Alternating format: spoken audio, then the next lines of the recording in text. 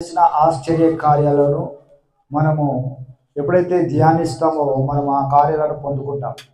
అద్భుతాలను పొందుకోవడానికి మనం అర్హులమా కాదా? ఆయన రక్తము ద్వారా మనం ఎప్పుడు అర్హులము. హల్లెలూయా. చాలా మంది అర్హులం కాదనుకుంటున్నారు. దేవుడి రాజ్యంలో నమ్ము వారికి సమస్తము సాధ్యమే. నువ్వు నమ్మినట్లయితే ఆయన కార్యాలను మీరు చూస్తారు. నమ్ముట అనేది అది మీరు కొంతమంది పరిశుద్ధంగా ఉంటేనే దేవుడి రాజ్యంలో దేవుల్లో మనం నీతిగా ఉంటేనే మనం ఆయన రాజ్యంలో ఆయన క్రియలను ఆయన అద్భుతాలను ఆయన సూచక్రియలను మనం పొందుకుంటాము అనుకుంటారు. కానీ దేవుని యొక్క వారసత్వముగా మనము ఆయన నుండి ఆయన చేతి కార్యములను హస్త కార్యములను అద్భుతాలను సూచక్రియలను మనము పొందుకోవాలి. హల్లెలూయా.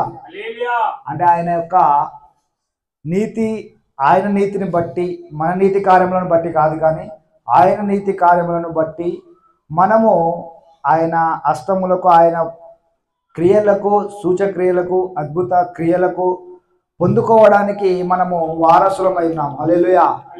అంటే వారసుడికి అవి తండ్రి కుమారునికి ఏ విధంగా అయితే కార్యాలు ఆస్తి ఏ విధంగా అయితే వస్తుందో అదే విధంగా ఆస్తి ఏ విధంగా అయితే వస్తుందో అదే విధంగా మనకు కూడా తన కార్యములను ఆయన ఎట్టివాడై ఉన్నాడో మనం కూడా అదే విధంగా పొందుకోవాలి. హల్లెలూయా. ఇద్దరు గుడ్డివారు ఉంటారు. మత్తయి సువార్త 9:27. మత్తయి సువార్తలో ఒక ఇద్దరు గుడ్డివారు చూపు పొందుతారు.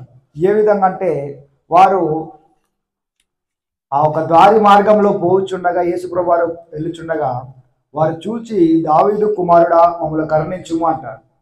అయితే ఇక్కడ యేసుప్రభువు వారు వారితో మాట్లాడుచున్నారు. 9వ అధ్యాయము మత్తయి సువార్త 27 నుంచి 31 వరకు.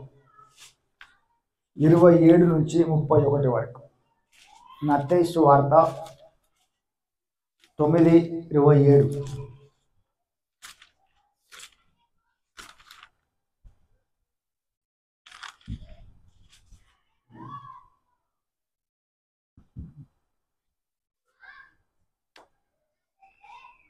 యేసు అక్కడి నుండి వెళుచుండగా ఇద్దరు గుడ్డివారు ఆయన వెంట వచ్చి దావీదు కుమారుడా మమ్మను